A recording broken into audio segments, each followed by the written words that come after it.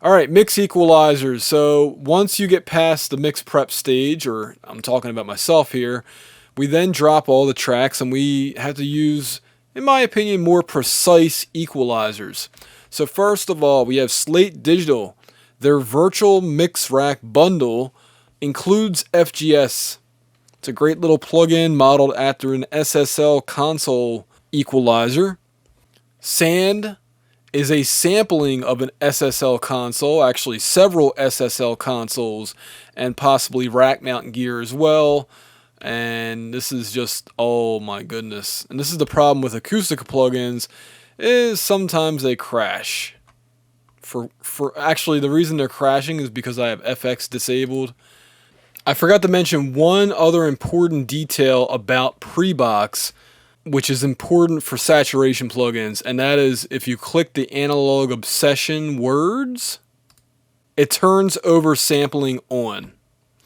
Also, Reaper now has a cool feature. If you right click on any plugin, you can actually oversample a plugin or oversample the entire chain right in the box. And there goes the air conditioner.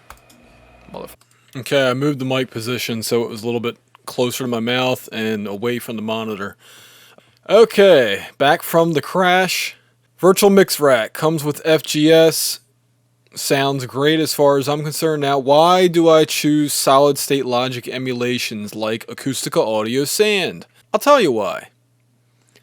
It's a classic combination to record with an API console or a Neve console and then mix it on an SSL after recording to tape.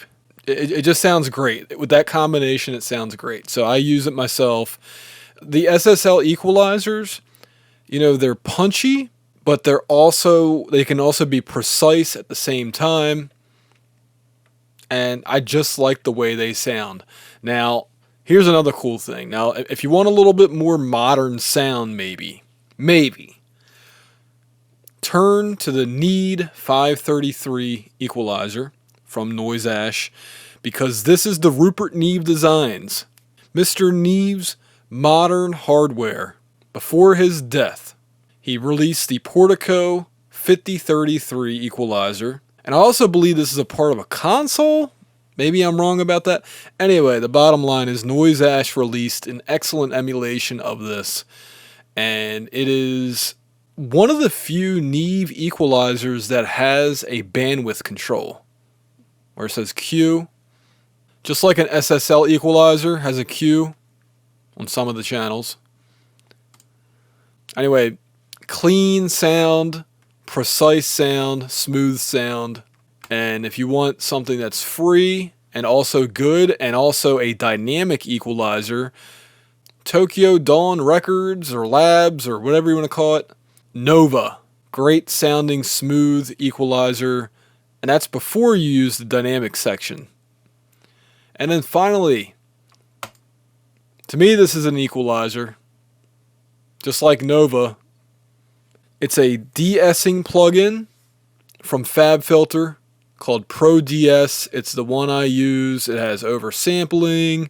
It has all-round, split band. I typically just use this for voiceovers and vocals.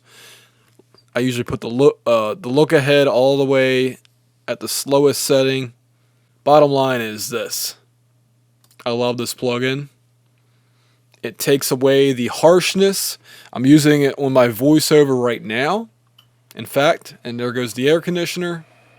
Between all these, the question is Slate Digital's emulation good enough? It has the CPU advantage, that's for sure, over Sand. It has the RAM usage advantage. But is it good enough? Okay, I'll just put it this way. On a large mix, I will turn to FGS. On smaller mixes, or if I'm just putting them on a few special channels, I go with Sand. I think you'll be happy with either, but to narrow it down to essentials, if I could only pick one because, maybe I want to have it on a variety of things, I have to go with VMR FGS, again, mainly because of the RAM and CPU issue. Need 5033. Between these two, so it's a toss-up, but I'm going to say stick with FGS.